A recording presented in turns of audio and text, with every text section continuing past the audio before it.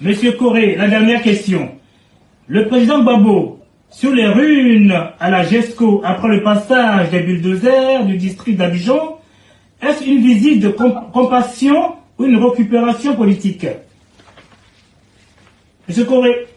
Oui, je suis effectivement présent. Donc effectivement, cette visite s'inscrit dans l'élan d'humanisme de Laurent Gbagbo. Regardez ce qui s'est passé, il n'y avait pas plus de 2 mois. Il a reçu sous.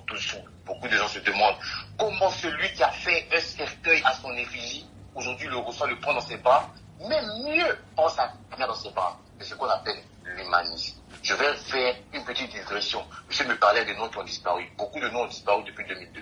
Bougazelli, où est-ce qu'il est passé? Où est-ce qu'il est passé? Où est-ce qu'il est passé? Où est-ce qu'il est passé? Donc on va arrêter avec les coupures de journaux et on va se concentrer sur le débat qui est clair et concret. Dans tous les cas, du haut de ses 84 ans, vous êtes conscient et vous êtes apeuré. Laurent Gbagbo s'est rendu à Boribana, pourquoi? Parce qu'il s'est rendu compte que, mais qu'est-ce qui se passe? Un pays pour lequel j'ai lutté, un pays pour lequel j'ai milité, un pays pour lequel je suis parti en prison, ces enfants, ces écoliers n'ont même pas de toit pour dormir. Les églises sont sans toiture. On se demande où sont passés les maîtres maçons.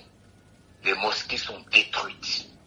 Tout ça à l'avantage de quoi? Justement, là la question, l'avantage, l'appendice de ces campagnes sataniques de destruction, de démolition d'habitations, c'est l'avancée du capitalisme. Et du capitalisme bourgeois, représenté par Dominique Ouattara, Follow.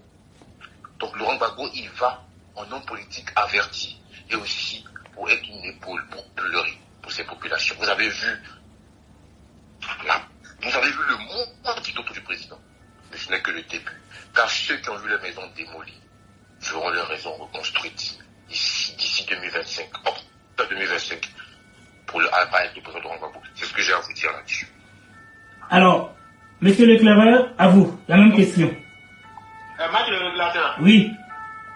Les maisons qui ont été détruites, est-ce que ce sont des maisons qui respectent les conditions sanitaires? Ma foi, non, mais bon, je vous laisse parler, après moi je vais conclure. Voilà, c'est pour dire simplement que si Laurent Gbagbo était véritablement humaniste, et comme vient de dire notre interlocuteur, ces personnes-là vivaient dans des conditions d'insalubrité qui déshonoraient leur humanité.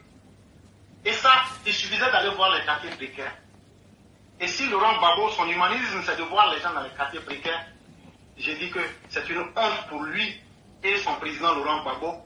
Et je comprends mieux pourquoi ils ont fait la promotion de la misère pour faire de la Côte d'Ivoire un pays pauvre très endetté.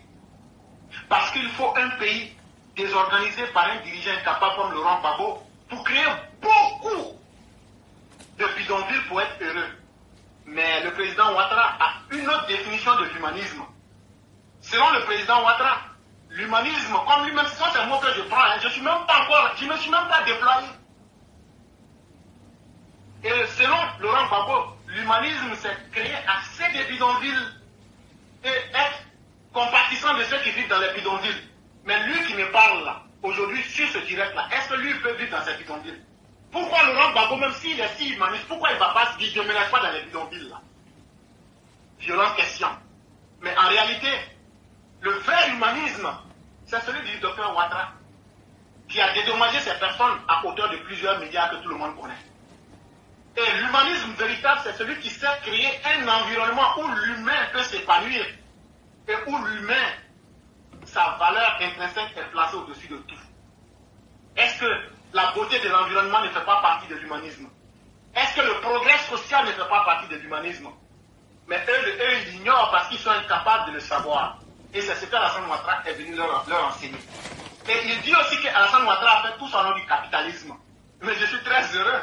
Je lui demande, Laurent Gbagbo a dirigé la Côte d'Ivoire du 26 octobre 2000 au 11 avril 2011. Auprès de qui prenait-il des dettes? Ce sont les capitalistes. Avec quelle gestion politique il a géré? Il a géré le pays avec le modèle capitaliste, l'économie du marché. Et donc vous voyez comment c'est pitoyable de la part de notre interlocuteur de s'engager dans des théories qu'il ne maîtrise même pas. Sinon, pourquoi vous qui êtes socialiste, si on veut aller au fond, depuis Lénine, pourquoi vous n'avez pas mis le marxisme? Parce que Laurent Gbagbo idéologiquement était marxiste. Pourquoi il n'a pas eu le courage d'imposer l'idéologie marxiste et de l'essayer?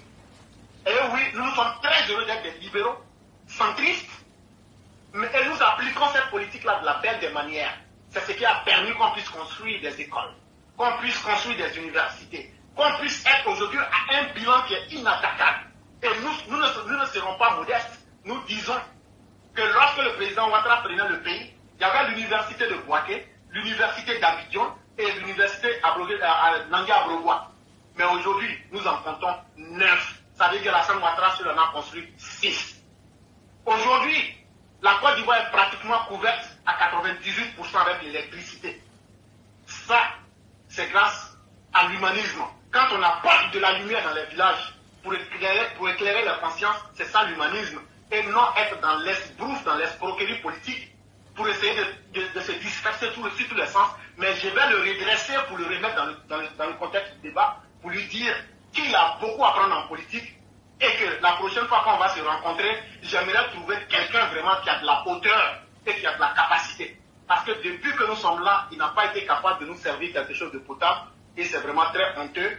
Et je ne suis pas allé en profondeur, je me suis basé simplement sur ses propres dits pour vraiment démontrer qu'il ne connaît absolument rien.